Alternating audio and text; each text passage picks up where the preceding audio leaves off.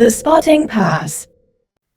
Now, when you do spotting pass for the scene, you're not finding random sounds. What you're doing is mapping the cause of a sound, what may cause a sound, the sound it would cause, and the meaning of that sound. In a quiet sci-fi exterior with low life, you're hunting for motion, scale, what threat may be available, and the psychological pressure. Then you assign each to the right layer. Now, this would be my checklist. I'll break each sound to beds, foley, design emotion, and punctuation. So, starting with beds, what you're looking for is the continuous elements that define the space and never call attention to themselves. So, the spotting questions I would have would be, what is the air doing in the situation? Is it still? Is there drifting smoke?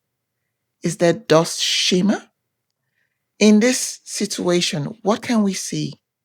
We see dust moving, we see drifting smoke, and the air is not still. The next question I would ask is, what is the size of the space? Are we in an open exterior space? Is it canyon-like, so in a valley kind of space? Or is it a wide open desert? Of course, here we're in a wide open desert.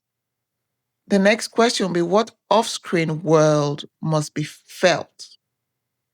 Is there a distant battle, a fire, maybe mid-distance, some machinery, fire machinery?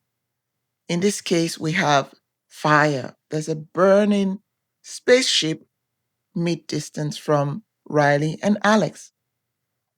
Now, the last question I'll ask is, where is the main sound source? Is it a burning wreck, maybe 20 meters away or mid-distance? And how present should it be felt? How present should it be? My cues, the main cues to note here would be the particulate airbed. So the particles like the smoke, the dust, the drift, the soft, dark, no heat kind of sounds. Here, the flickering fire, you've got dust, you've got smoke. And of course, we have the distant wreck fire mid-distance. And you would hear intermittent explosions or muffled sound.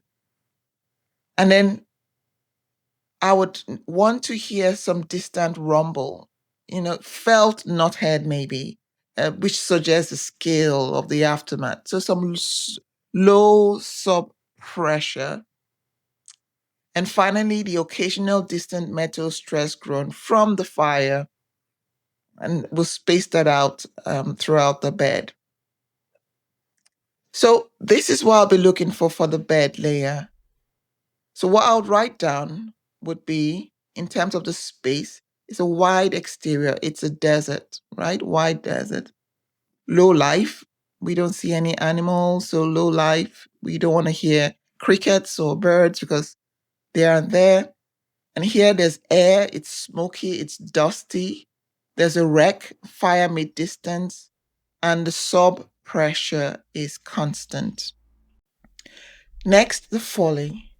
So what you're looking for is anything the characters physically cause. Foley is where the scene becomes human. So the spotting questions here would be, where do bodies shift? Where the knees, shoulders, is there weight transfer?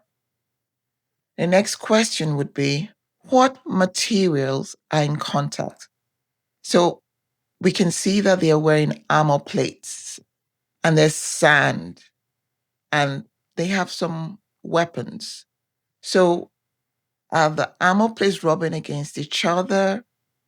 What materials are in contact? Sand against knee, against body, body shifting on sand. We need to think about those things. Now, the final question here would be, where does tension appear physically? Is there a breath catch, like holding the breath, or a swallow, like Riley may have done, or a hand squeeze? So the Foley cues to note, micro and powerful, are the armor or micro creaks of the armor, maybe when they move around. The cape, maybe ticks of the cape or the strap. A knee grit or sand scrape when Alex shifts when he's kneeling down, the OTS Riley scene. A breath, maybe an inhale, exhale, a swallow. And when the guards grip Alex, and the hand grip, the tighten, and the boot drag when Alex is being pulled away. Now, what you write down is a timestamp of these actions. When did they happen and when did they end? And what was the action in that space? So Alex looks up.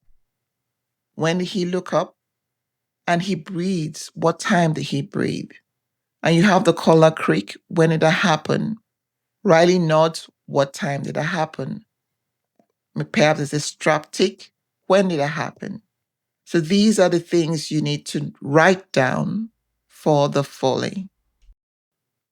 Moving on to designed emotion. What you're looking for here are non-literal sound that tells the audience what to feel. It's psychological and fate, not realism. So the spotting questions I would have would be, what's the emotional engine of the scene? For Alex, for instance, is it guilt, panic, pleading? For Riley, we want to see how a bit controlled. Is there judgment? Is there an urgency? Now, does tension rise, hold, or snap? Where do you want the audience to feel pressure in their body? So the designed emotion cues to note here would be subdrone sounds, which would be for the moral, weight, steady, barely audible sounds. Or you could hear thin, high tension tone where the air tightens, to indicate tension rises. We are also looking for cues like slow pulse for anticipation, increase slightly into the get up, just, steady rise to the get up part of the dialogue.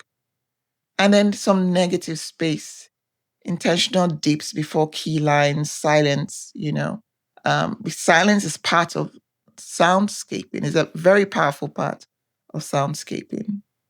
So what you write down would be drone under perhaps the entire scene, subdrone sound, a pulse increases into the get up, some like a rising pulse increase into the get up command, and maybe some thin air tension tone when Alex gets up or when we see Alex confessing, apologizing. Now, last but not the least is the punctuation, what we call the sound punctuation marks. What you're looking for here are tiny punchy sounds that tell the audience that this moment matters.